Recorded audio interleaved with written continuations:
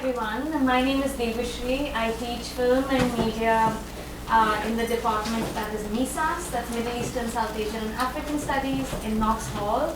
This is an event that's happening under the aegis of the South Asia Institute. If you haven't heard of it, you don't know what else they're doing, please look up South Asia Institute, Columbia University, and subscribe to the listserv.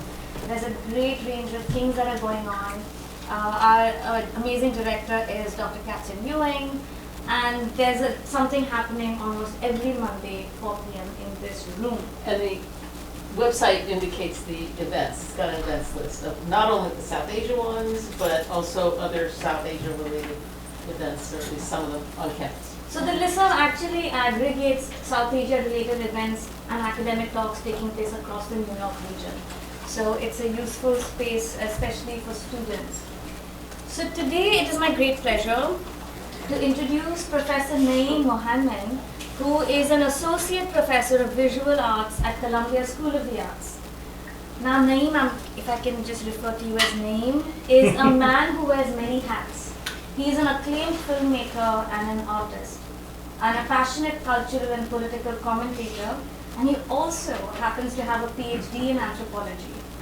Now, his films, one of his most famous kind of series and much feted, much collected and screened, is a 4-part anthology work, The Young Man Was, which has been screened at the Venice Biennale, at the MoMA, the British Film Institute, the Sharjah Biennial, the New Museum, and the International Documentary Film Festival in Amsterdam.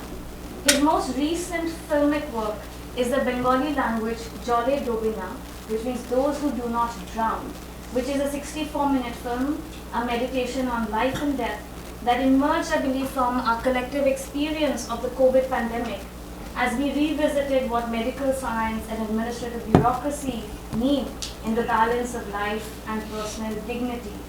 I'm mentioning this film because it is going to be screened on this campus on Friday, the 23rd of February at 3:30 p.m. in Dodge Hall. More details are forthcoming.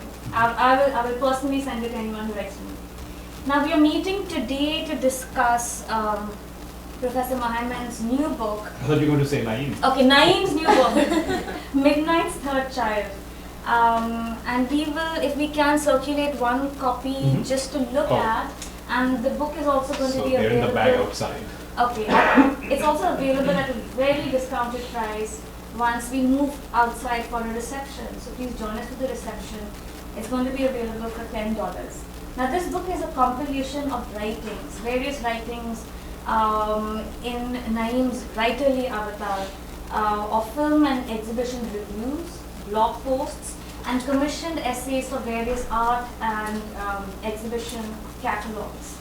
And together, they put together in this book form, they give us a rare and intimate insider's view of the contemporary visual arts landscape in Bangladesh. Midnight's Third Chil returns us to Naeem's career-long preoccupations with themes of national myth-making and memory, of leftist solidarities and leftist disillusionments, and with the need to build a robust art-critical vocabulary from the South that invents its own points of reference, rather than inserting itself into Western paradigms of either novelty or quality. Various themes emerge, and I think many of the themes that will come up today are vital to making sense of our current times and conflicts. So we're going to do something a little bit different today. Instead of doing a book talk, we'll try to do it as a conversation-style presentation in which I will pose a few thematic questions, and then Naeem will read from the book and show us some images and clips. But first, please join me in welcoming Professor Dr. Naeem Mohaiemen.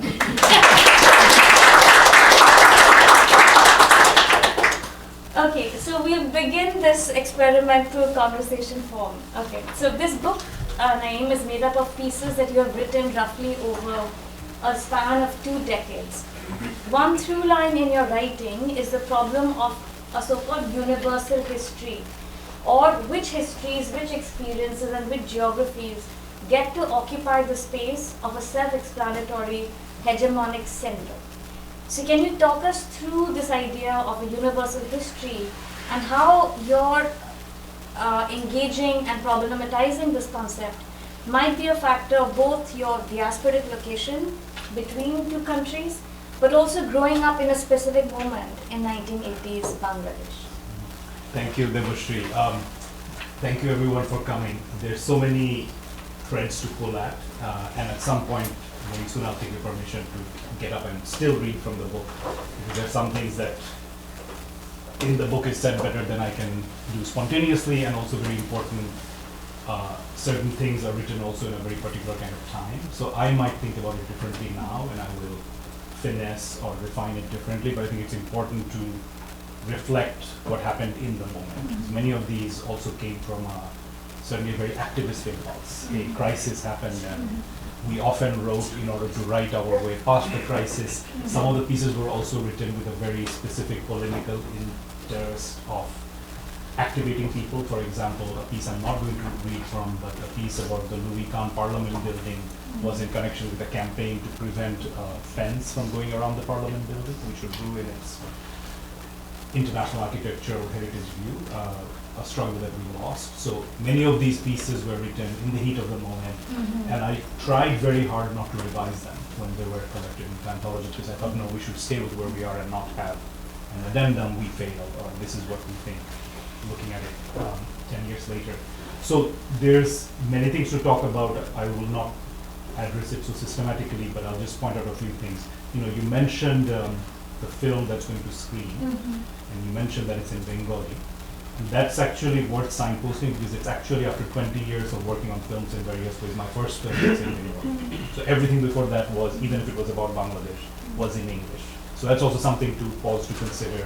What ecology I'm part of, what kind of production, distribution, and intellectual discursive space I've sat within, that these works have been in English, and what kind of gesture it was to make something in Bengali, and how in some ways it didn't work, because it's rather late to make a film in Bengali after 20 years of making films in English. So there's a way that there was, you know, there were reactions, especially in Bangladesh, not as much in Kolkata, which were also around, now you've come to almost a framing of our language, after years of working in a bilingual way, which has a very specific politics. It reaches people in a certain way, it reaches with a certain velocity, including a global stage, but it creates a real problem in terms of distancing from a local context. That's the first thing. The second thing I'll say, because you mentioned the nation state, and in some ways the title also suggests a location within the nation state. The title is a reference to Salman Rushdie's Midnight's Children and his Midnight's Third Child, so India, Pakistan, and then Bangladesh. When the book came out, and especially the response to the title within Bangladesh, was a rather linear nationalistic reaction that I don't fully sit within either, which was very much along the lines of, if I can use a more colloquial forming, now we're going to punch back or push our way into this stage, which is the stage of South Asia, in which India is presumed to be, and it does dominate, Pakistan secondary, now it's our turn. And that kind of it's our turn conversation I also have a problem with. So sometimes I felt the book was being adopted because of the title in a certain kind of nationalistic discourse that the book is in some ways trying to work against.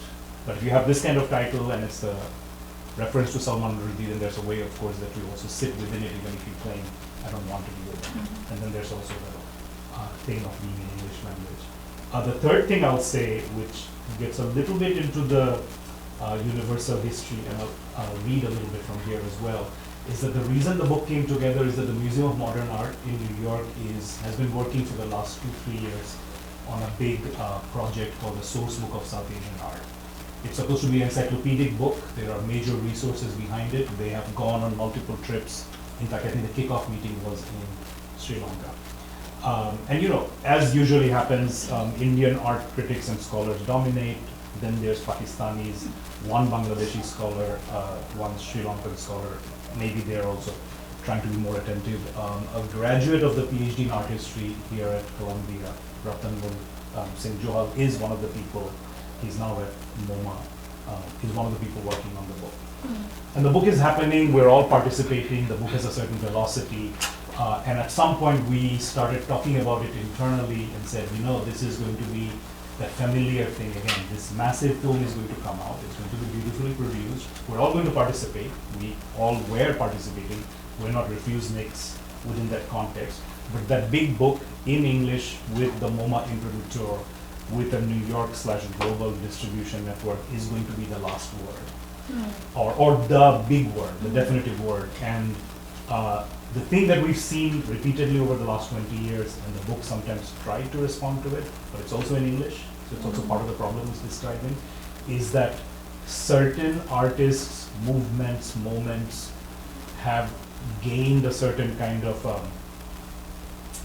register and importance only when they've been written about within a Western discourse. And we're all part of it, and we participate, and then we see suddenly this sort of acceleration of certain things, you know, even including the desire to pick more indigenous art forms also sits within that. And you know, I just was having a conversation with Naeem Mohaiemen, who has a piece in here and who's also the Bangladeshi editor of the participating in the MoMA book. And we said, well, what do we do? And that's when the idea came of, okay, why don't we just compile the essays that existed? So it's really about going through the newspapers and putting them together. And pretty consciously, we didn't want to add anything. And so we added nothing in the time that the book was being prepared, even though as we prepared the book, we could see all these blank spots. And we decided to let the blank spots be. And certainly in the first book event, which was in Bangladesh last summer, immediately also, as happens, people focused on the why isn't this there and why are these there? Because some of the things are also counterintuitive. So that's sort of the.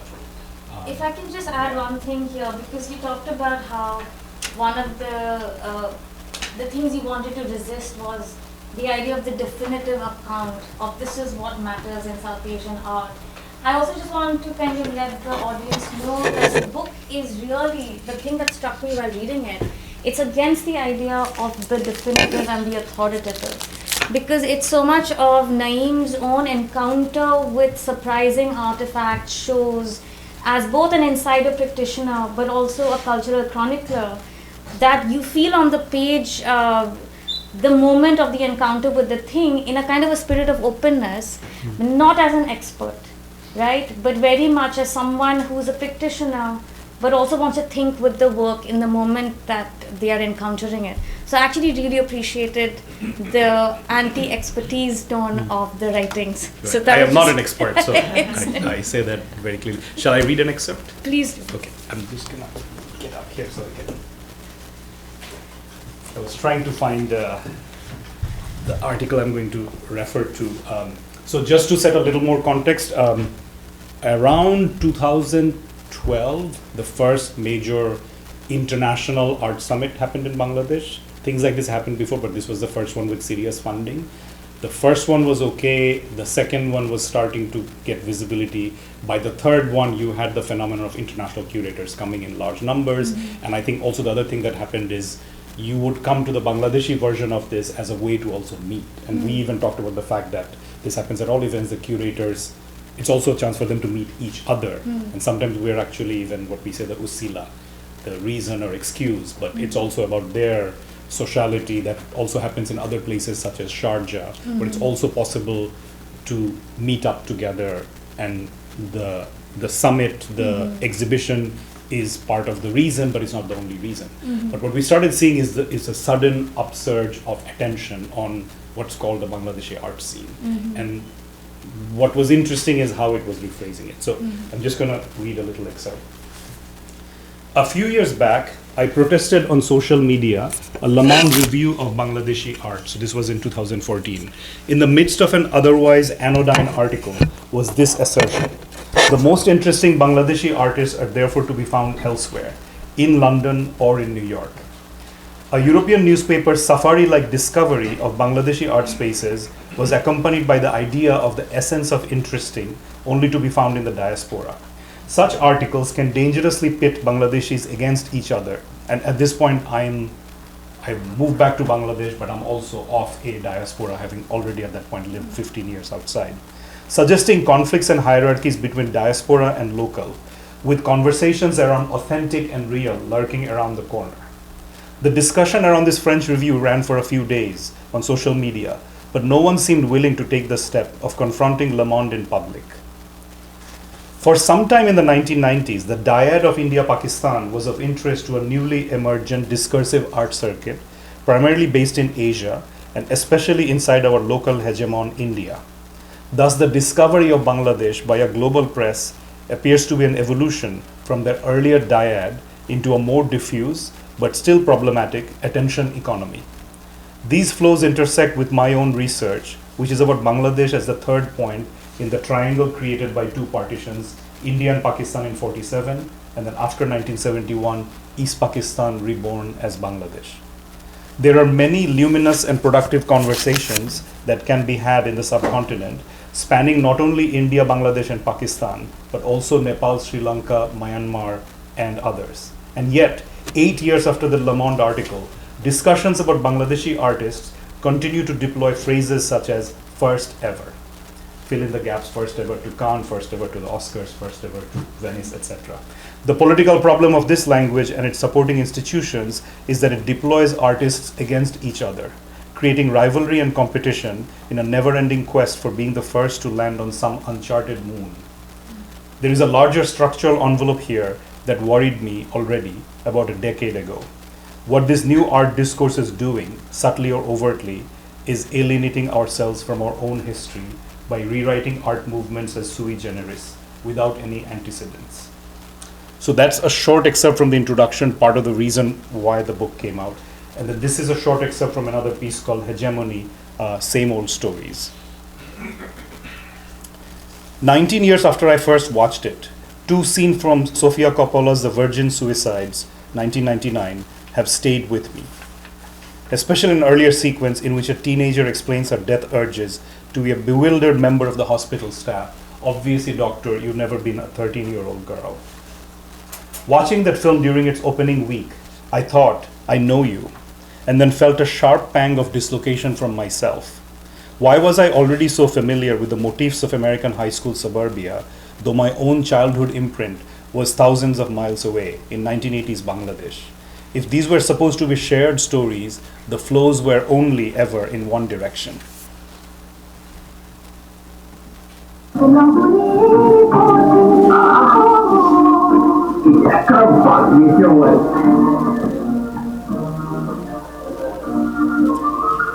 I haven't yet met a European teenager with a treasured set of memories that include Amar Chitro Kotha. More than 100 million copies of this comic book series have been sold since the Indian imprint was founded in 1967. Cassette tapes of Bhanur Kautuk, Bhanu's comedy. This is a film adaptation from Bhanu's comedy. Or the legendary romantic couple of Uttam Kumar and Suchitra Sen, who captivated Bangla audiences in the 1960s. Meanwhile, by mistaking the vampires and shopping mall sunlit noir of Stephen King novels as my own story, I had lost part of the city and the life I grew up in. This sense of familiarity comes from the manner in which a set of experiences and histories have been normalized as universal. When making a work, wherever you may be from, there is an awareness that certain things can appear as elements in your work without requiring explanation or footnotes.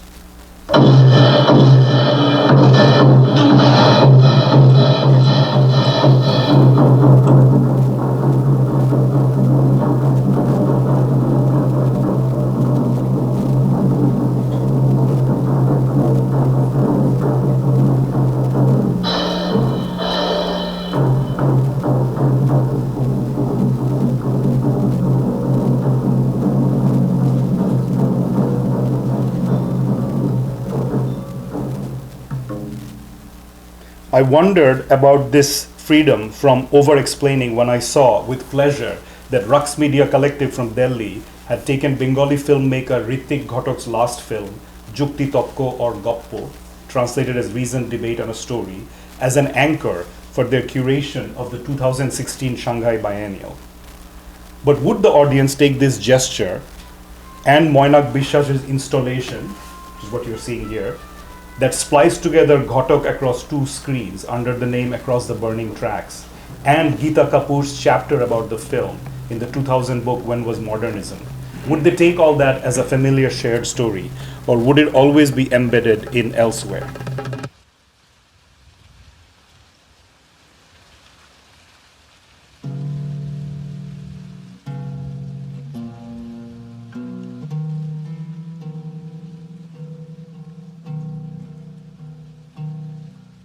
26শে July 1848-এর এক গুমোট দুপুরে প্যারিসের ফৌবুক সাঁতওয়ানে শ্রমিকদের barricade ভেঙে ফেলছিল সেনারা।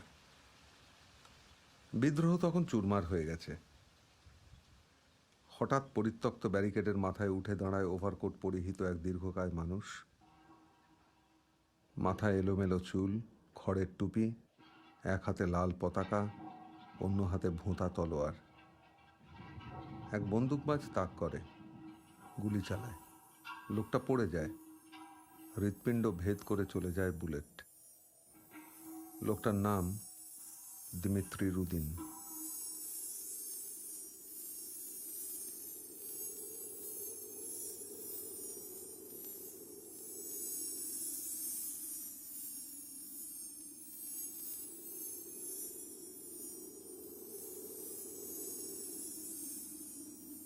নীলকণ্ঠ মানিকের লেখা গল্প বলে, নিরন্ন তাঁতিদের গ্রাম, 40 দশকের Bangla.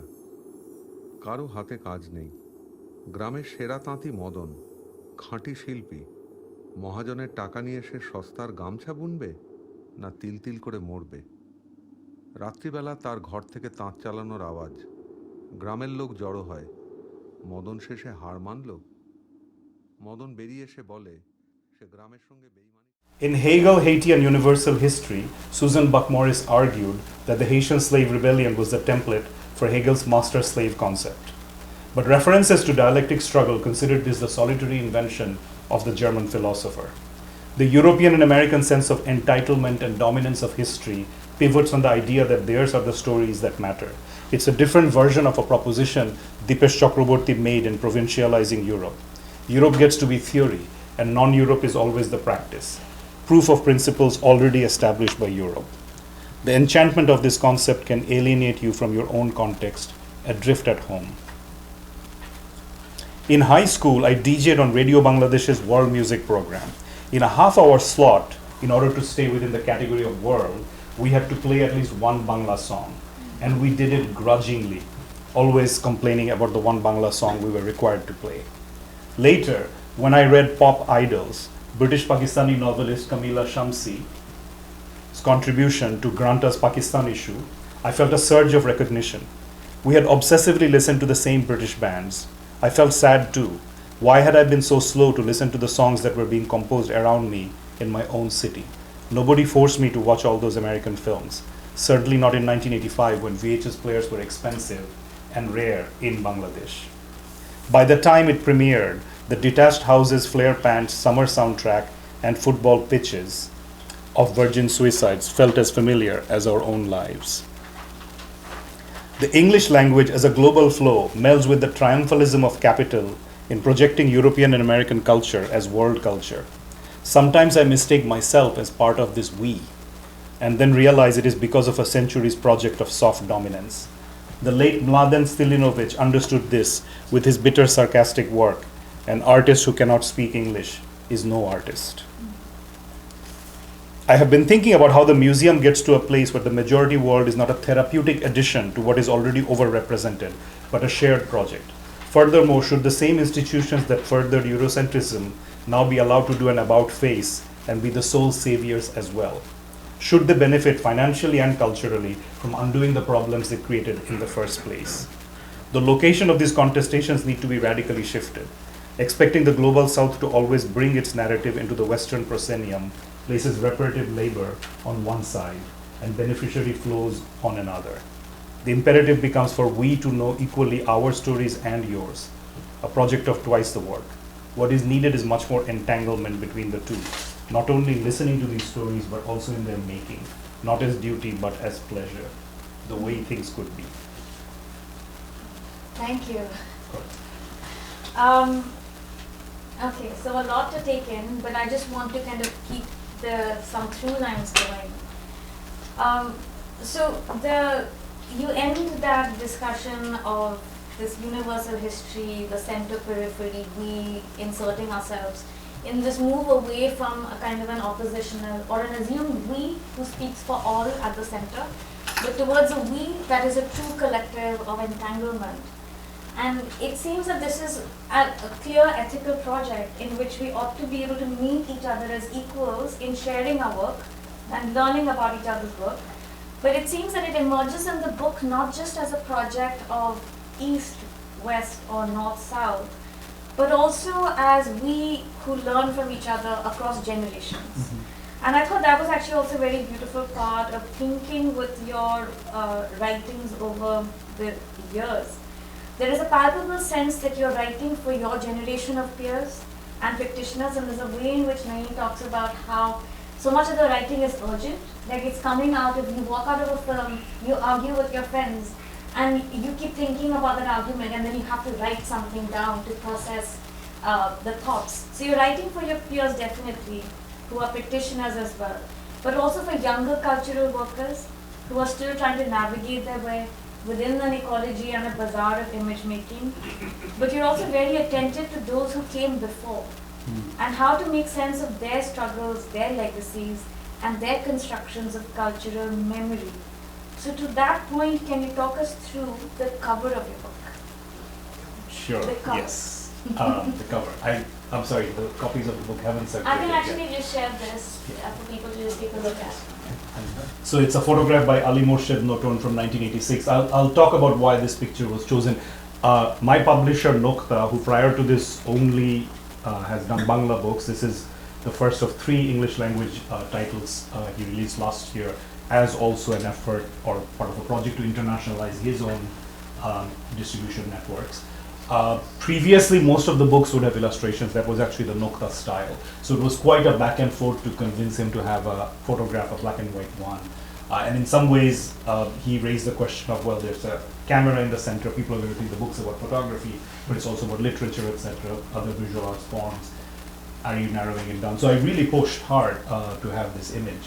And there's a very specific reason, and it also gets back to why write and why write with urgency, and some very specific things that have happened. And they're not unique to Bangladesh. They may very well have happened in a similar way to other countries. I don't think our particular inheritance of especially early deaths of cultural practitioners is actually unique, but we of course experience it as unique. And of course, like many other nation state formations, everything that we experience is ours, unique, and nobody else has experienced it before.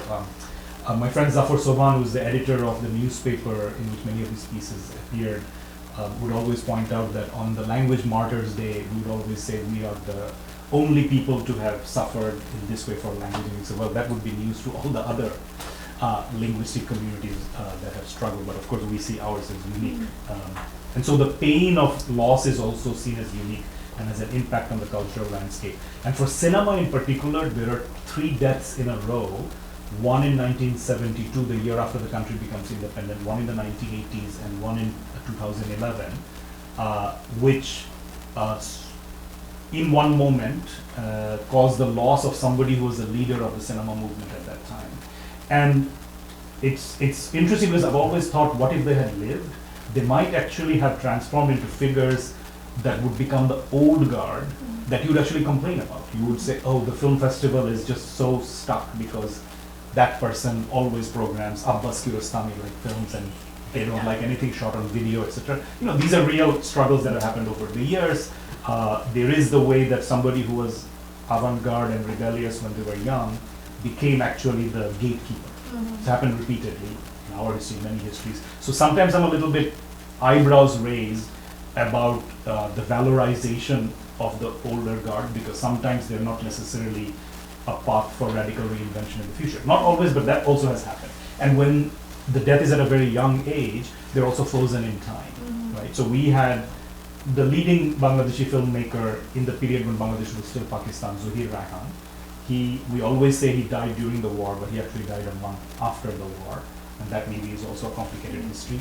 Then we had Alamgir Kobir, who's involved in this photograph, although not in the picture, and when I say killed, he's killed by soldiers or unknown assailants in 1972.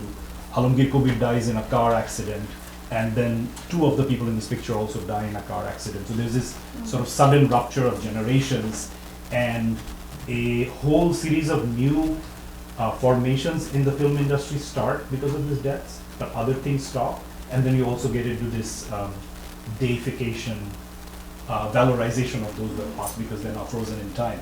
I'll just show the who the people are, and then I'll explain what I mean. So on the left, his head is actually turned, is Tariq Masood. He was what was considered the leader of the third generation of independent cinema in Bangladesh. Died in 2011 in a car crash while doing recce for a film he was going to make, which was going to be the partition of British India, which was going to be kind of the first major film from the Bangladesh perspective that tried to decenter our obsession with 1971 and move to 1947 instead. Now there have been films like that, but at that time there wasn't.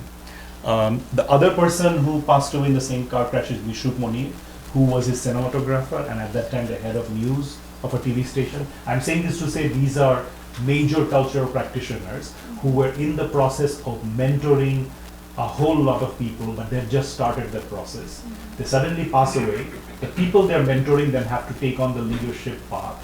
The people they mentor talk about in the footsteps of, but I would also raise the question of whether the footsteps are really the footsteps. And I'll just add one personal note about Tariq Masood.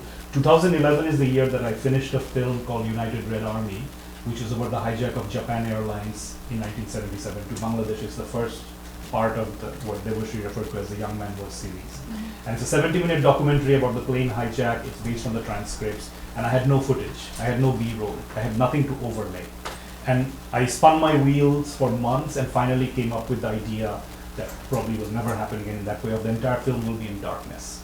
So it's a just remarkable film. It really is. It's in darkness, there's just super titles, and eventually you get used to it, you start understanding the voices. And it wasn't so much of a break, but it was a break with what I had done before. And I have this distinct memory of not showing it to Tariq Masood, because I literally had this thought in my head of, I wanted to show at least at one film festival, in this case it was the Sharjah Biennial, so that is locked, and then I will show it to Tariq. Because if Tariq says, I hate this, or you should do it, you wouldn't have said hate it, but you said you should try something else. Of course he will. Show it to them, it's an invitation for mentoring.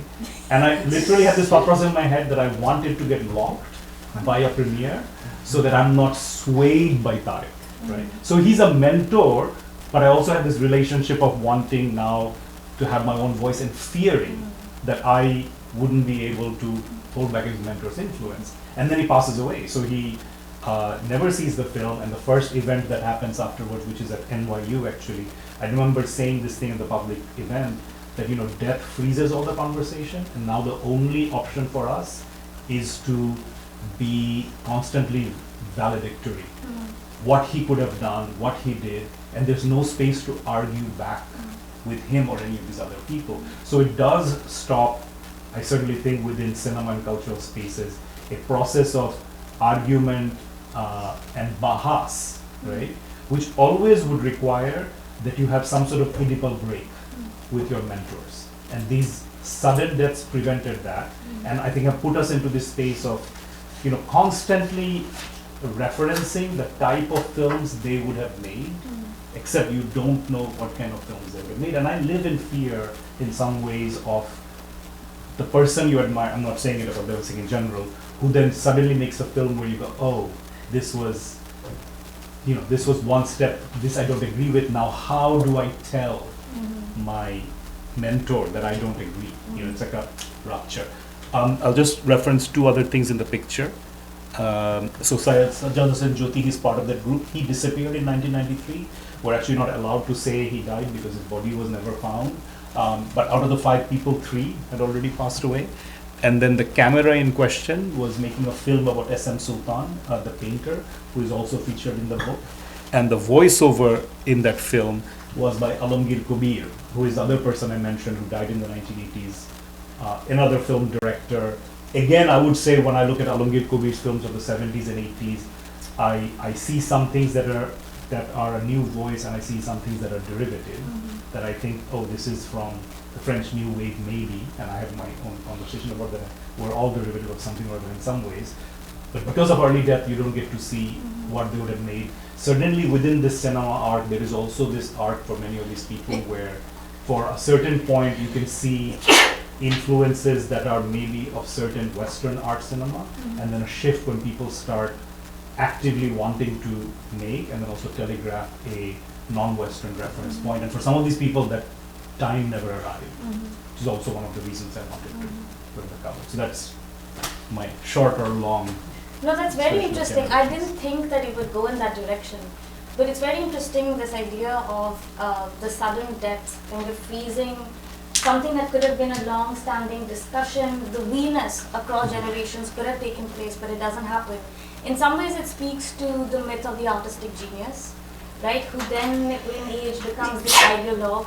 It also reminds me of the fact that Satyajit Ray lived for a very long time and actually became that person, a gatekeeper for various people. And made some films that people had a lot of hesitation about and couldn't speak because it's Satyajit Ray. Every film is supposed to be. Because he used to write these editorial reviews in the newspaper about, say, a younger filmmaker like Mrinal Sen, saying he's got it all wrong and there is no politics to this film and he needs to go back to the drawing board.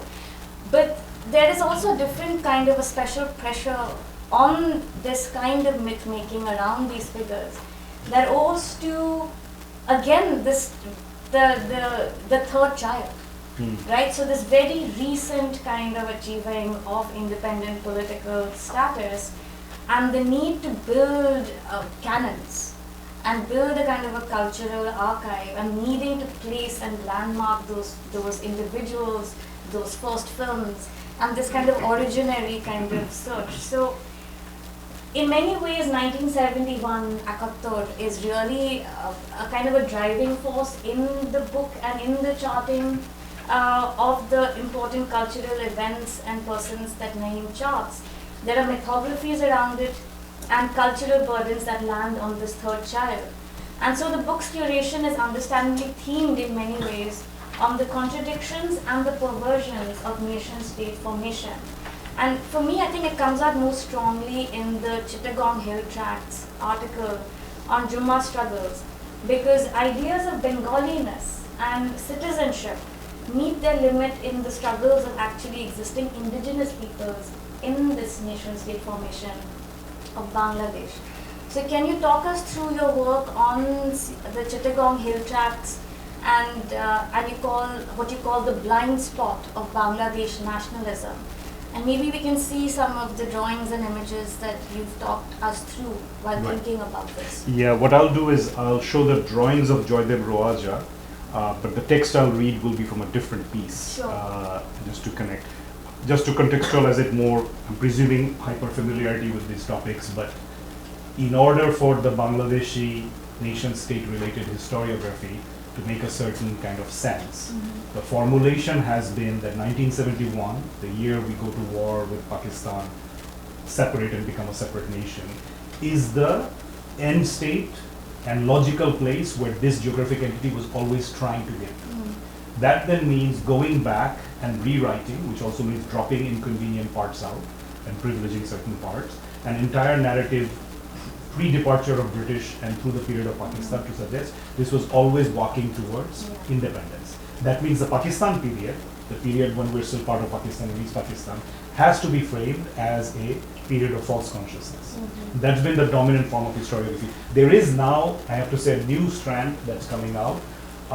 Quite a few young academics, Lotte Hook in Edinburgh, Delwar Hussain, and then Sanjukta Sundarasan, who have actively started writing about the entity called East Pakistan. They had a conference called What Was East Pakistan?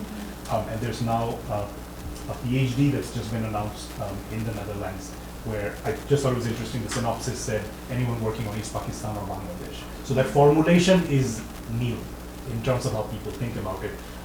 2007, I think, I wrote a piece for an Indian magazine where I talked about the war, and I interchangeably used the words independence, war, genocide, and at some point I had written civil war. And I received angry, and this is pre-social media, so it's pretty low level, actual emails that come to you, and then the next email takes a day to come. But still within that slow speed, I received angry denunciation of how dare I call it civil war. Because civil war means two parts of Pakistan. You can't even acknowledge that there was ever East Pakistan. And eventually, again, pre-social media, so I'm really saved, I still had to issue a correction to the magazine where they published something saying, that the author wishes to say that genocide and independence war are the primary terms and civil war is the secondary. So it's a small thing, but it shows you the level of there's a nationalist narrative, but there's only one right way to do it, and there's quite strict guardrails around it. And one of the easiest ways that I've seen my whole life that it comes apart is our treatment of national minorities, which are non-Bengali speakers, so anyone who speaks Urdu or any other language, non-Sunni Muslim, so Ahmadi, Hindu, Christian, Buddhist, and our indigenous communities who are non-Bengali. None of these people fit within the category. All of them have had various kinds of movements for freedom. The Chittagong Hill Tracts, which is the southeast part, which is adjacent to Burma, went all the way to actually having a guerrilla war that lasted for 20 years and in a peace accord. And my father, he was a doctor, but he was a military doctor. So because of my family heritage connection, I had spent a lot of time in the military cantonments. And you could, then there you're right up against what the military establishment is in charge of policing. So maybe I'll read the text. Sure. And I'll show Joydeb's pictures. And well, you'll see why I use the title I use, because I also wanted to shake things up in terms of how our local discourse went.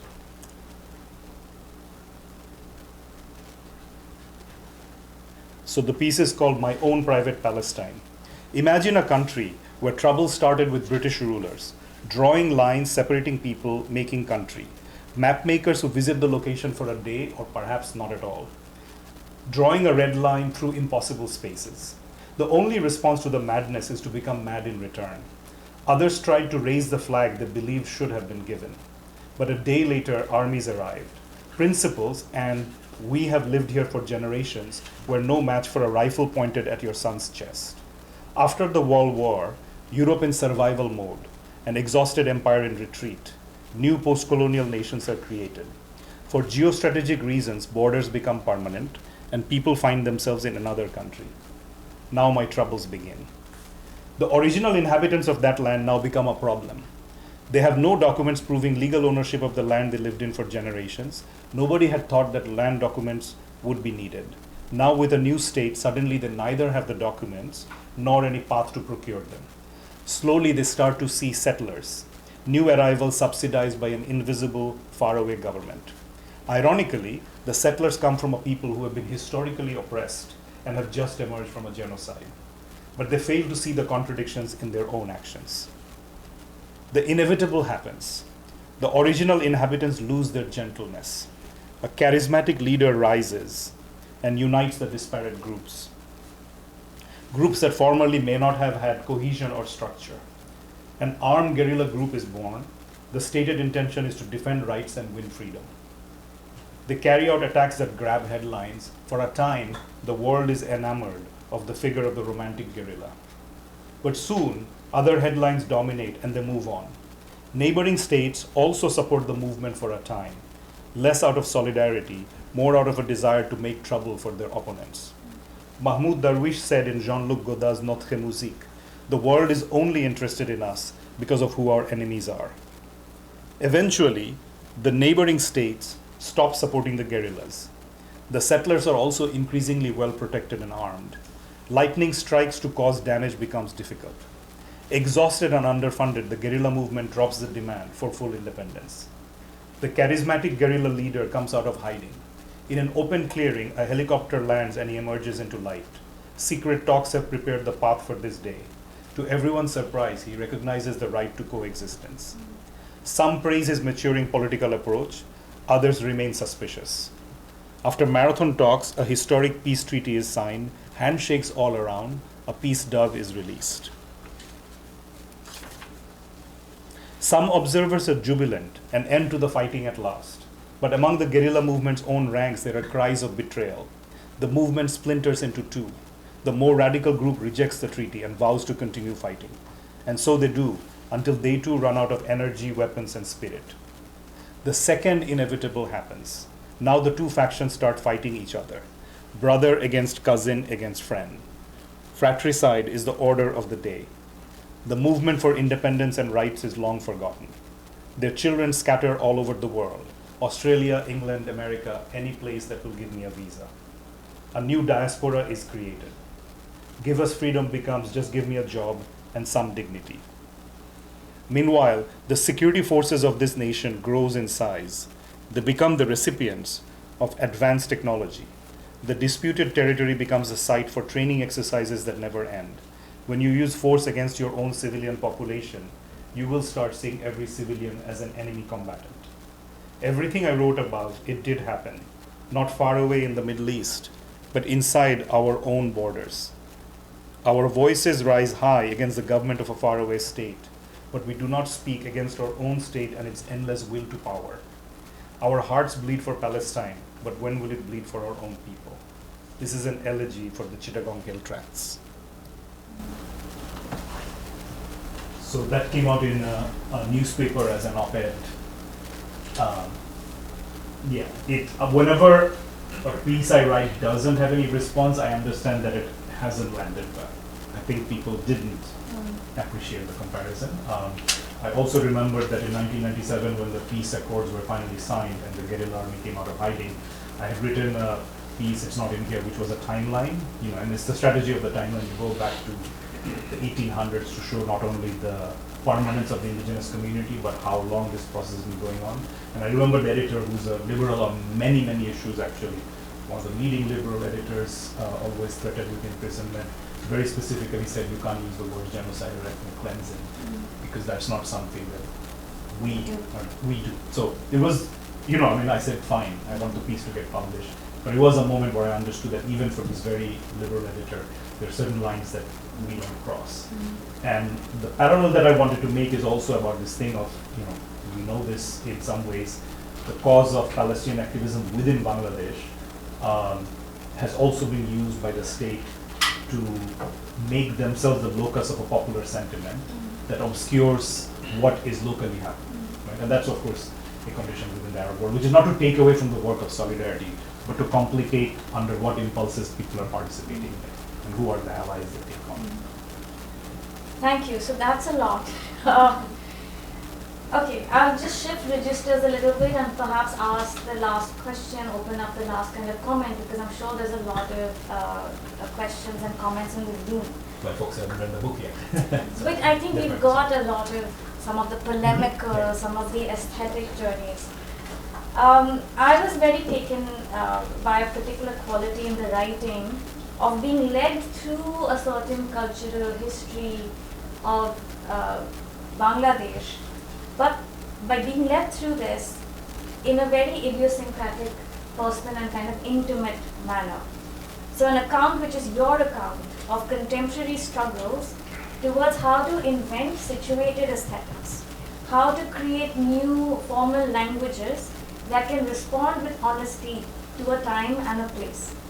And you are adamant that this situatedness does not require a disavowal of influence, right? And it need not pretend to an air of authenticity, because then the authentic, the original, speaks back to a lot of the problems with the nation formation.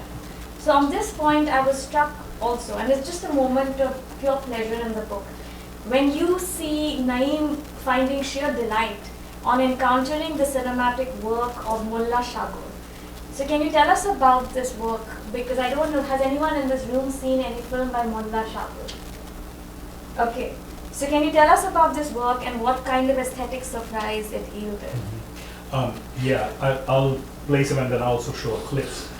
And if I misrepresented you no, at you any didn't point. at all. That's actually quite good and also open. So it's even clear in the hegemony piece, I am formed by a certain kind of melding of colliding cultures, and especially in the 1980s, the kind of popular culture that also had a little bit similar to Eastern Europe under Soviet control, a popular Western culture that you had to make great efforts to access. Right? I mentioned world music, the radio program, but I didn't mention how difficult it was actually to get English language songs. There was one tape that would come a week to the USIS and one tape that would come to the BBC, and the senior DJs would get those on Monday and nobody else would have access.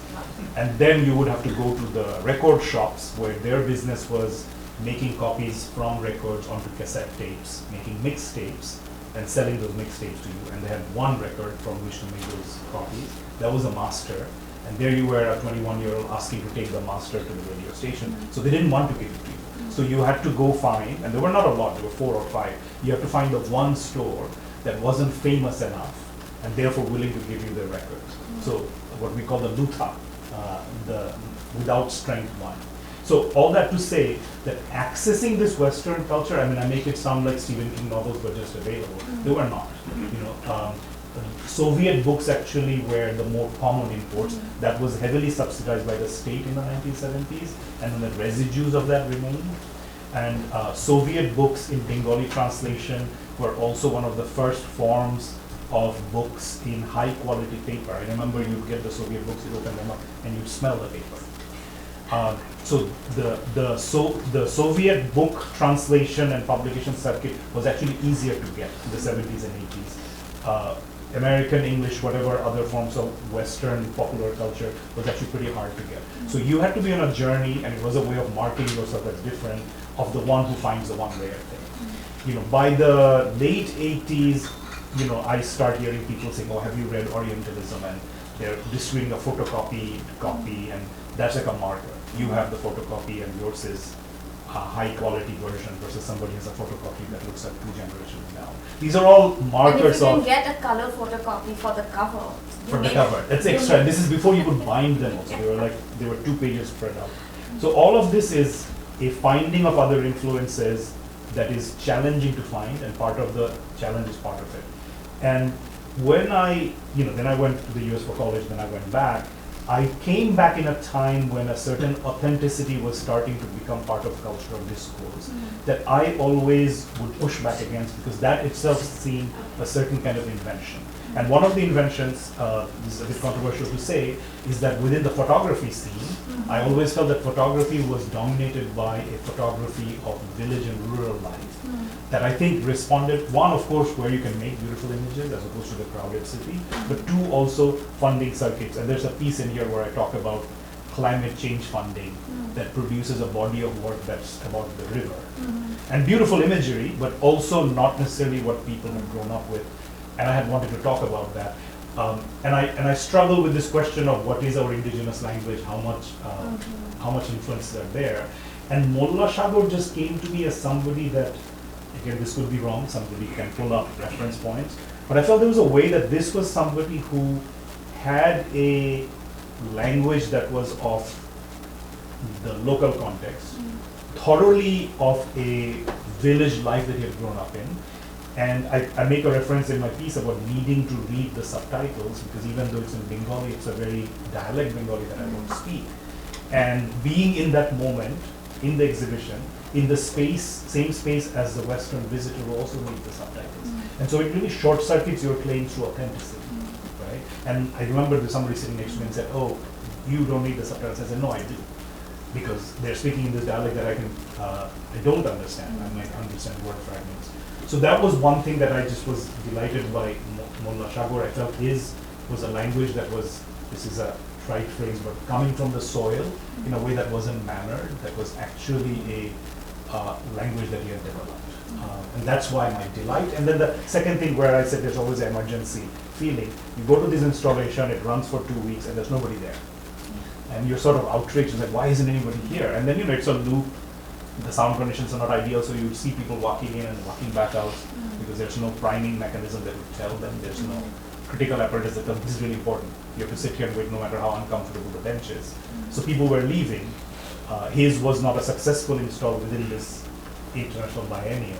So that compelled me to write a piece because I really, really wanted him to be picked up. And later I say this in the piece, I tried to get him picked up by a TV channel for funding, and it didn't work. Yeah. So it showed me that, whatever I'm excited about, people who run a TV station are not.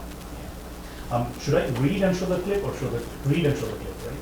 Or maybe read an excerpt. Or I Sure, don't know. it is priming us to receive the input. Sure. Fine, show the clip. Read, please. I'll just read one paragraph.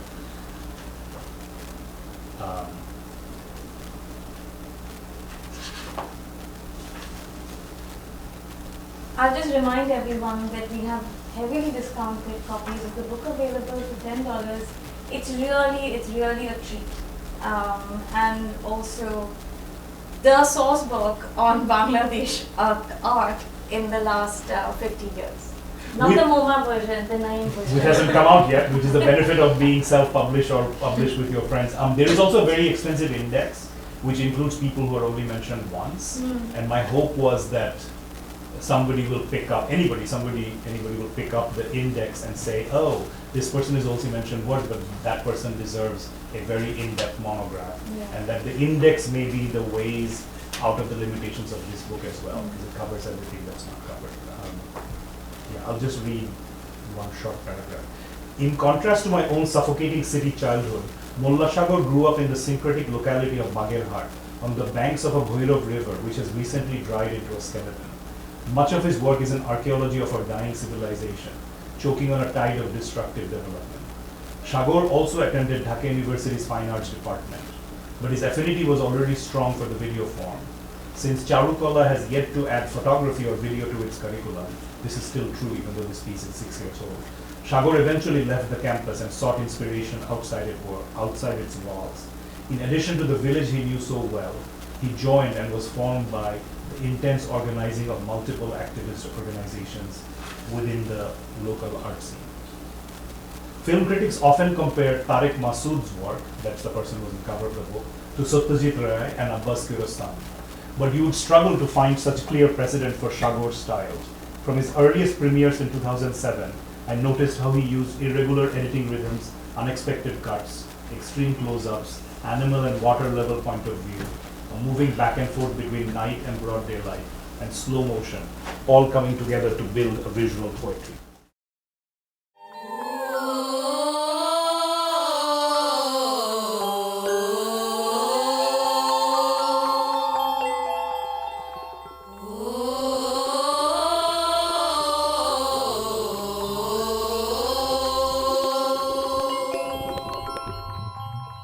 বসি একটু কাঁদি ধুলার পাহাড়ে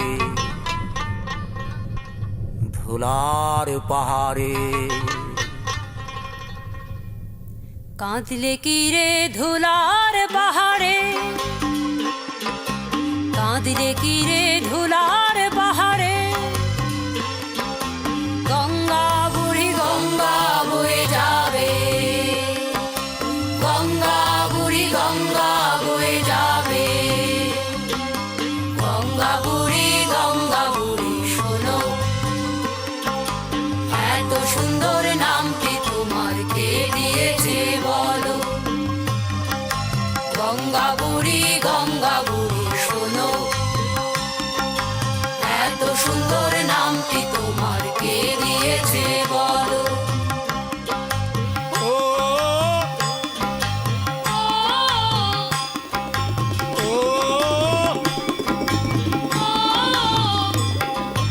নামে চুমু নাই রে আমার নামে ঘুমো নাই নামে চুমু নাই রে আমার নামে ঘুমো নাই প্রাণে প্রাণ মেলাবই বলে রাখি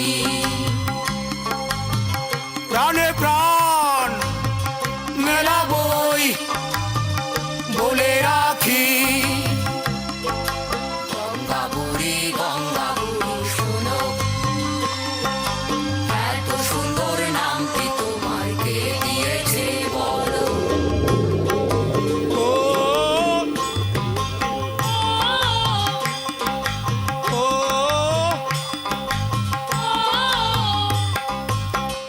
এমন তো হতেই পারে কে গাইতে গাইতে কাঁদতে কাঁদতে যে কেউ ঘুমিয়েছে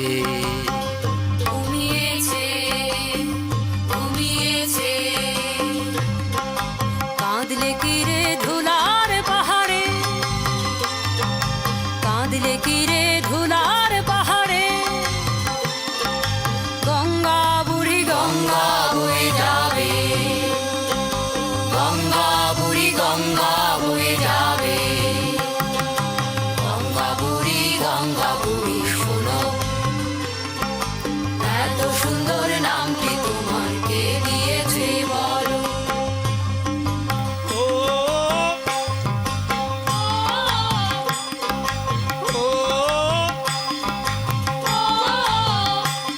ঘুম জুড়ে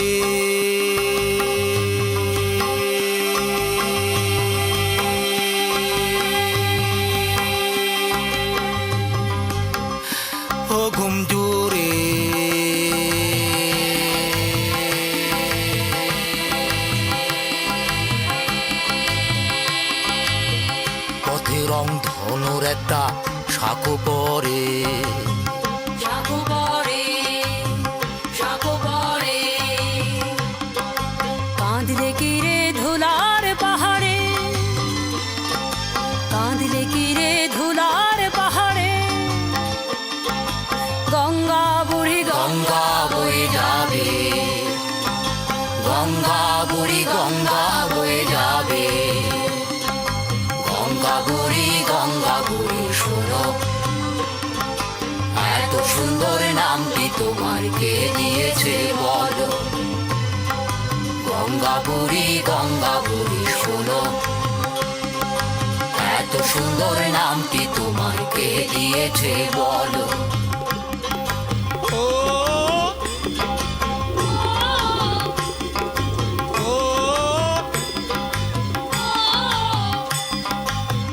বয়ে চলো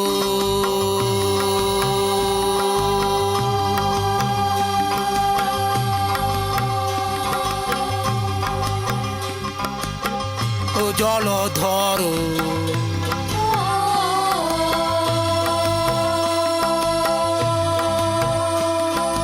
রে। কাঁদলে কি রে ধুলার পাহাড়ে, কাঁদলে কি রে ধুলার পাহাড়ে। গঙ্গা বুড়ি গঙ্গা বয়ে যাবে, গঙ্গা বুড়ি বয়ে যাবে। গঙ্গা বুড়ি শোনো, এত সুন্দর নামটি তোমার কে দিয়েছে বলো। নামে চুমু নাই রে আমার, নামে ঘুমো নাই, নামে চুমু নাই রে আমার, নামে ঘুমো নাই। প্রাণে প্রাণ মেলাবই বলে রাখি, প্রাণে প্রাণ মেলাবই বলে রাখি। গঙ্গা বুড়ি শোনো, এত সুন্দর নামটি তোমার কে দিয়েছে বলো। কে দিয়েছে বলো, কে দিয়েছে বলো, কে দিয়েছে বলে রাখি।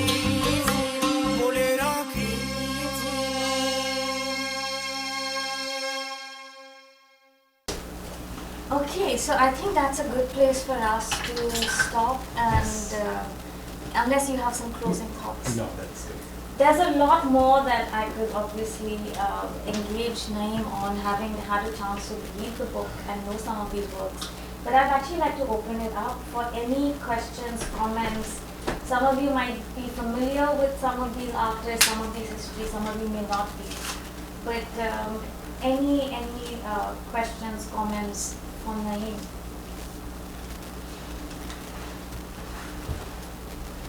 Sure, Hazan. Hi, my name is Hazan. I'm a second year PhD in Mises. I'm curious, the Le Monde article, I mean, obviously the comment is very deeply problematic no matter what the reasoning was. But I'm very curious, why did they, on what basis did they make the claim that diasporic artists or artists in, I think you mentioned New York and London, were more interesting? Right. They actually mentioned the name, so I didn't read that part. For London, they said Runa Islam and Rana Begum, and for New York, they said me. Oh. So it was also a kind of like very lazy shorthand, because of course in New York there's many others as there in London. In this specific instance, I think it was because we were all in that exhibition, all three of us, as were many others. And I don't think the forms in which I can't remember if I showed a film or an installation, but I don't think the forms that we worked in were that radically different. I mean, they were different, but not that radically different from anyone who had grown up in Bangladesh, whatever that might also mean. Because even these ideas of growing up somewhere and therefore inhabiting a certain language, I don't fully subscribe to, because I grew up in Bangladesh and yet inherited a different kind of language that I had to then work hard to short circuit and peel back, right? But I think they both looked at the specific works that the three of us had shown in that exhibition, and I think connected it with our physical domicile, and therefore made a connection that that's why this work was in that form.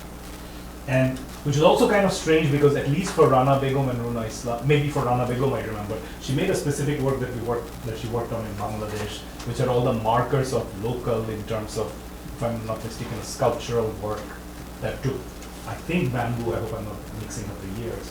So even that was a little bit not actually true in terms of, but I think it was, to me it felt very much the Le Monde reporter responded to those that they felt had a trajectory in which a Western upbringing was somehow the primary reason that the work was interesting.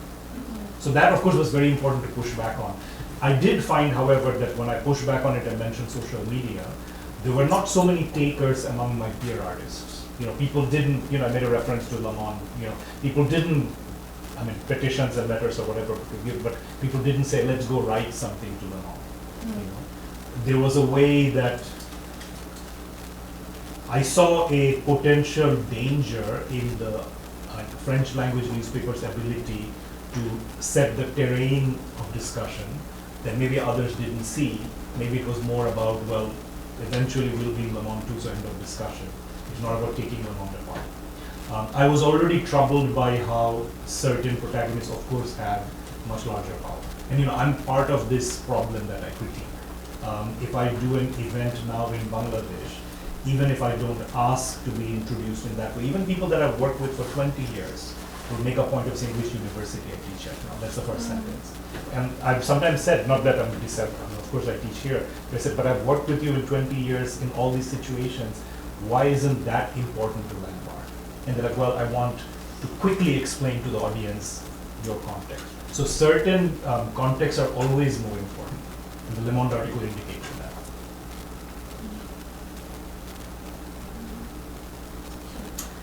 I read online, unless I got mixed up, that you were talking about the importance of politically critical art making, or an art that isn't creating ideology that has some kind of critique of society or whatever. Is that a misreading? It sounds adjacent to something I might have said. Well, could you comment on political art that's coming out of Bangladesh, or what you would call political? Well, there's some that would say all the work is political in some way or other, even the work that appears abstract. But if we were to narrow it down to art projects that have a very specific attachment to to something that there's action to be done. So maybe the most familiar example is there has been work specifically around the garments industry, about the history of industrial accidents in the garments industry, dehumanization of workers, etc. There have been a series of works, especially photographic works, sculpture. There's been a lot of work on that. I would classify that as something that with a very politically legible outcome that it's trying to get to. Reform in the garments industry. It's a far cry from an art installation for that to happen, but it is a way of having an impact where you are. What I've been struck by, and that's why maybe the Chittagong Hill Tracts, is that there's actually a stunning absence of work around the hill tracts. Around the Chittagong Hill Tracts, which is the site of our indigenous community that fought a guerrilla war, signed a peace accord, didn't get what they want, and today are basically in this permanent limbo. That's why I said their children are all overseas, mostly in Australia. So I'm struck by there are certain things that people make a lot of work about, and there are certain things that people don't make any work about. And some of that has to do, I think, with funding and encouragement structures, and certain things are related to blind spots. Right? And the blind spot of nation state is quite deep, of trying to go down a political arc that would ask you to question all the cherished mythologies that you hold about the nation state, including its formation. Which also has a premise, I think, of, the war has created both we were forever going to be this country, this is who we have been forever, this is our primary identity, and also a deepening of a victim narrative. Right? We are the victims in that war. Calling it a civil war is complicated because it suggests two sides that might have been armed. Of course, they're not equal. Independence, liberation, we can get into all that. I think these are all quite unresolved. within the Bangladeshi body politic. And I've been, I've grown up as an outsider in all sorts of ways because of my family history. So I always felt maybe skeptical of these narratives because I always could find that my experience didn't match. I mentioned my father was in the army, right? So therefore, my father's a doctor, so I had a way out. He's a doctor. Doctors don't have anything to do with the occupation. The military occupation of that region was by, infantry or people in some sort of troop formation. So doctors aren't part of it. It is also in the military. We grew up benefiting from a military economy which is different from a civilian economy, like whether it's schools or other. So these contradictions would always, that's what troubled me about. And it's like the Groucho Marx line, everyone is part of, what is it, any club that will have me. I'm always skeptical of a overarching thing that we're all supposed to be belonging Kathy. You mentioned in passing, I got it right, that the university didn't have, I think, a cinematography program? The main public university still does not, Are there in the visual arts department. Okay, and that raises, I think, the bigger question about the relationship between people trained in universities like this and universities there, and what is that? What contribution does that have to the broader tensions that you're talking about? So in this specific instance, and I didn't talk about it because partially I was focusing on that which I want to critique, because the public university, which is of course where a completely working class student from the village, first generation college, nobody in the family has gone to college ever, could actually go, therefore the public university is the most important as a truly democratic space. The visual arts program there has no photography, no film. But because it doesn't, a private channel has risen. So the photography school that's private, Pathshala, is very large in its 25th year and has benefited from the public university not taking it on. And even though it's a private university, it's not very expensive because of certain structures. And then cinematography, I think, or film directing in general, there is a track of it that's not in the university, but in a separate thing they're setting up. In some ways, what has happened is that photography and film, in my opinion, especially photography and now film, of course photography and film blend together as well. The same device can of course now be used to capture both. They've actually moved faster in some ways because of being in the private sector. It's not necessarily an argument for private universities, but it is true that they've moved faster. They haven't received public university recognition, but they've also been able to make their work move quickly. And the private universities have also been faster to pick up on bilingualism. As that line I said about Mladen Stilinovic saying the artist who doesn't speak English is no artist at all. A variation of it in the Bangladeshi context I've heard from the Chinese who say, I really need to learn English. Right? So it's not, I really need to learn this technique. And most of them already are pretty advanced in the technique, but they feel the ability to communicate their work is more expensive. So there's this parallel stream. It does create this challenge that the private stream is more middle class and the public school is not. And all sorts of opportunities don't accrue to the public university. And this piece was written partially to push, like Mullah Shagor, he I think got a degree but not finding any space for his video, film, photography, language in the public university. I felt if I wrote about it in a newspaper, then somebody at the university was going to say, oh, we need to start this. And sometimes that's the aspiration behind, these were all 1,000 word op-eds for the newspapers, very much in the think of write this and something will happen. Can I just ask that, please go ahead. My name is Ankush and I'm a first year PhD student in art history at Yale University. And as somebody who's doing coursework, one of the two questions that currently keep coming up is what is a canon and what is an archive and what are the boundaries of both these categories. And this talk kind of resonated with the question that we grappled with in seminars. And Naeem, for you, question for you, I was thinking about your approach or your method to writing an alternate kind of artistry, if that is the appropriate way to represent our work. Who could be the people or books or materials, which are sort of also thinking in the same direction as you are, that influence you, or in that kind of network that you also find solidarity with, or the influencers? The most important one probably is there's a series called Public Anthropology, which it's in Bengali, but it is, hopefully they'll translate it, or if you read Bengali, then you will have access. It's co-edited by Rehnuma Ahmed, who's an anthropologist who's actually mentioned in the Chittagong Tracks essay. Actually, the Joydev Raja essay mentions her work. And she's interesting to me because she was at another public university and eventually left. And it's pretty unusual for people to leave. You know, she had the equivalent of tenure in Bangladesh. It's very unusual for such people to leave the university, and she left it relatively early. But it was based on this idea that what she needed to do was produce research, and she couldn't produce it fast enough while being at the university. That had all its requirements. And I think she wanted to move towards popular, lightweight things that the university really didn't want. And so the Public Anthropology series is this small little volume, the mini, like chapbooks this thick, really inexpensive. And they have been doing series that are about television commercials, the beauty industry, slim books.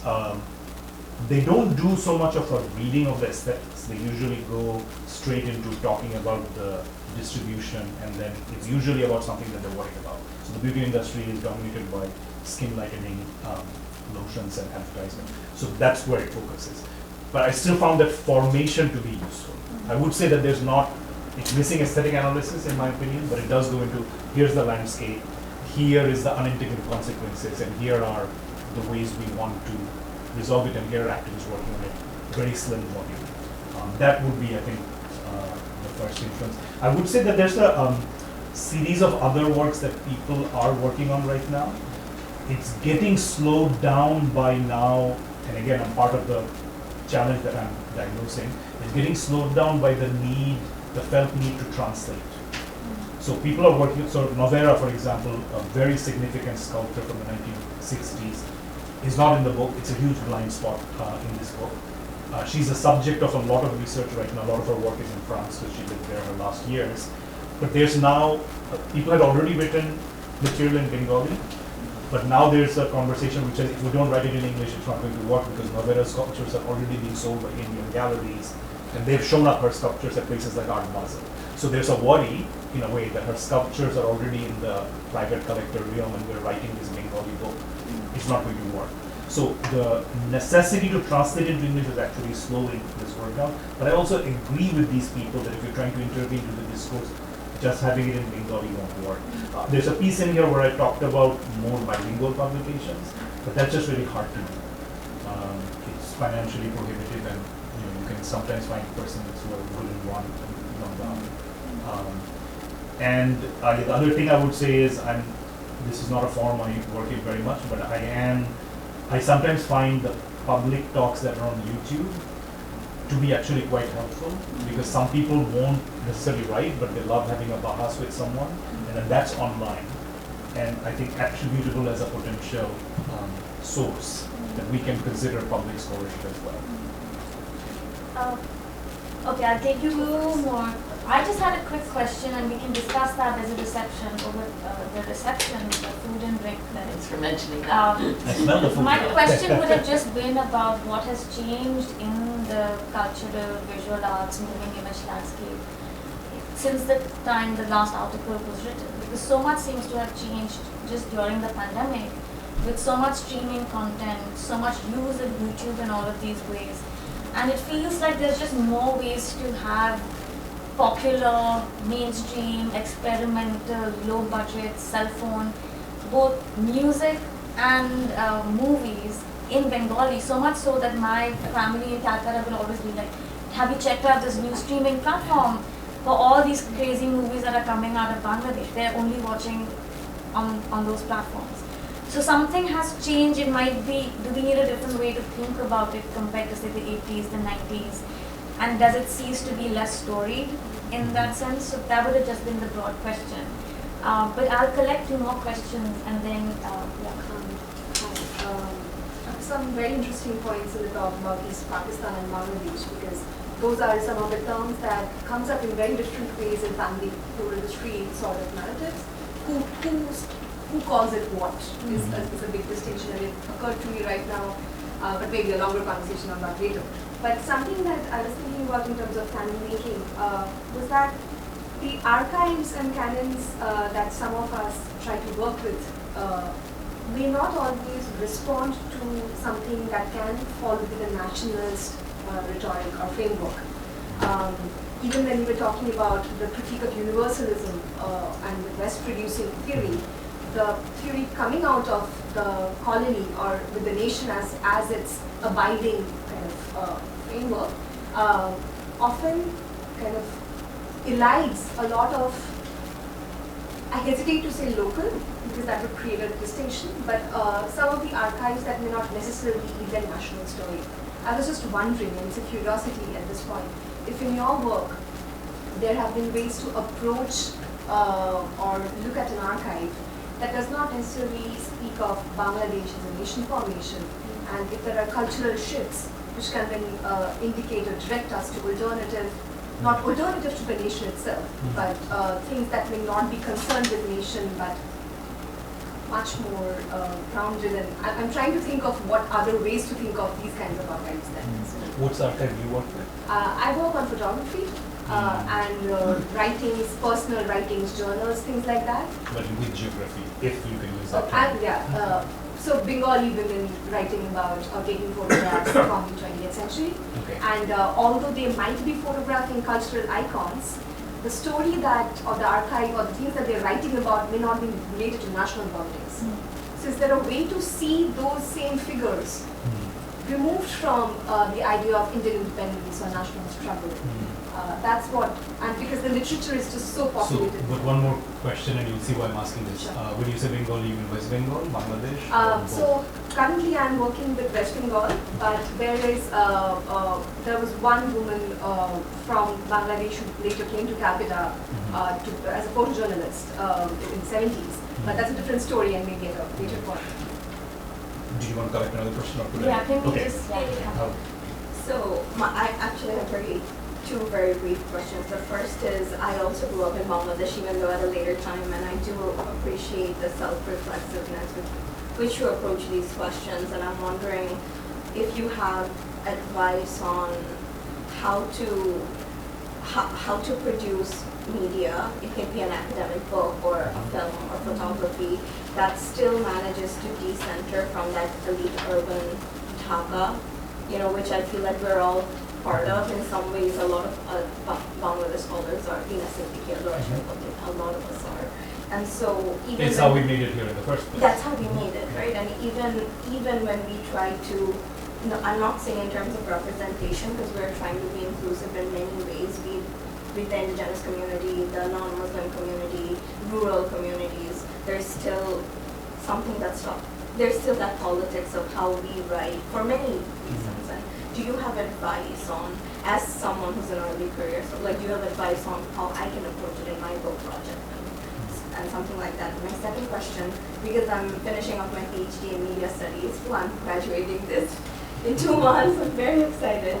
As somebody, and I think it resonates with Debashree's question, is the place of a producer of media is now very different with TikTok and a lot of these other emerging media. Because in rural Bangladesh, in my field work, in Jamalpur district, there is a lot. TikTok is huge, and people are producing media in Bangla. So the politics of language, because I say we in that sense, that because I'm part of that TikTok, Bengali TikTok, where we all see each other. There are makeup influencers and all of these things that are happening in Bangla. So there is a way of bypassing that. You cannot be an artist without knowing English, is somehow bypassed now. That's not to say these new forms of media are they're so giving people agency. There's still power politics, there's still the West that's centered and all of those things. But what theory can I take from film and photography, which I think is so valuable in its rich history, in studying these emerging forms of media? Because I think there's so much to take, even though there's newness for it. Can I just say that my mind was blown when I discovered Sinati music videos Yes. during the pandemic? Right, because there's so many different dialects that also then become these huge genres with their own stars and their own little economies on YouTube and so on, right? So do you want to respond to a few quick things and we can carry the conversation forward, because people are getting also hungry and thirsty. Yes. Especially with the snow. Yes, I will. I will not directly respond, just Yeah. throw out a few things Yeah. that occurred to me because I Yeah. can't wrap up a neat answer. Yeah. So first, in response to your comments about what are the changes, and it's true the last piece here was published right after the pandemic, but everything else is the oldest piece is I think almost 20 years old. During the pandemic, there was this phenomenon where people were posting what are the top 10, when Netflix first really promoted that algorithm, and it was profoundly discombobulated to see that the top 10 most viewed films in New York or in the US were the same as the top 10 in Dhaka. And I was like, this shouldn't be. There should be a completely different set of 10. Why? So the algorithm is also algorithm superpower that everybody's driven towards. What was that? Look up comedy. Everybody was watching. I was like, really? Everybody's that? There's something. So now you start seeing a separation, but also it's still algorithm driven by profit motive. The rise of private streaming is an interesting thing, kind of gets to the nation state bound archive question, because the most popular Bangladeshi network called Shothik, Round and Round, is very popular in West Bengal, and the most popular West Bengali one, Hoichoi, is very popular in Bangladesh. And I kind of encountered that because my film, which is also this weird oddball thing, because I don't make films in Bangla, it's the first one, I tried to get it picked up by both of those channels at the whole formal meeting, and with both of them I could tell it wasn't working. You have a pitch meeting and you already know the person's eyes are drifting. And afterwards I thought this is actually very instructive because neither the Bangladeshi streaming service nor the West Bengali streaming service feel that this is authentic and commercial, and it's not commercial of course, but there was a way that it was a misfire for both of them. It was kind of interesting for me. So there are new things happening. There is a very strong strand of dialect that I would again need subtitles for. This is not a dialect I speak, even though it's Bengali. So that is interesting. A lot of that is completely outside of any domains of control that we're familiar with. The other thing that has happened, it's a small micro trend, but there are, since the pandemic, a lot of artists I know that are gone abroad. And that's a trend that's happening in Lebanon, in many other places, that there is, maybe it's a wave that will come back at some point, but right now a lot of people I know are suddenly in the last 2-3 years in Berlin and Brussels and wherever. So there's a distribution. There's like one of us in each of these cities, so it's not a movement. I don't know how that's going to play out. But all of those people... It's because they make the more interesting work once they are abroad. Oh no! But I think they'll also encounter, I'll be interested to see how they will encounter the whole authenticity conversation that I encountered 10 years ago, of being in Brussels for 5 years, going back and then facing the question about, well, this form that you've come up with must be because of art school that you went to in Brussels, and then trying to prove, like your question, no, I spent all my time in the village, so this language has come from my grandfather's village. Those are just observations. The reason I asked about which West Bengal, Bangladesh is because those two regions are super interesting to get into about this nation-state conversation, because in 1971 there was a strand in India, people won't acknowledge it now, that fully thought that the end state of that war, which is in some ways in the last days India's war, was going to result in Bangladesh going into some sort of confederation. So that was, in a way, the Indian view. There was going to be a reuniting. And if you look at the newspapers right after the war, the honorifics given to Bengali political leaders even have things that we don't use in Bangladesh, such as Sri. And then about a month later, they stopped using it. I was just tracking the newspapers. Suddenly there's a realization that, oh no, these people, this is something different. This is not a reuniting. And it's the first moment of a sort of rude awakening for the two Bengals, where this synthesis doesn't happen.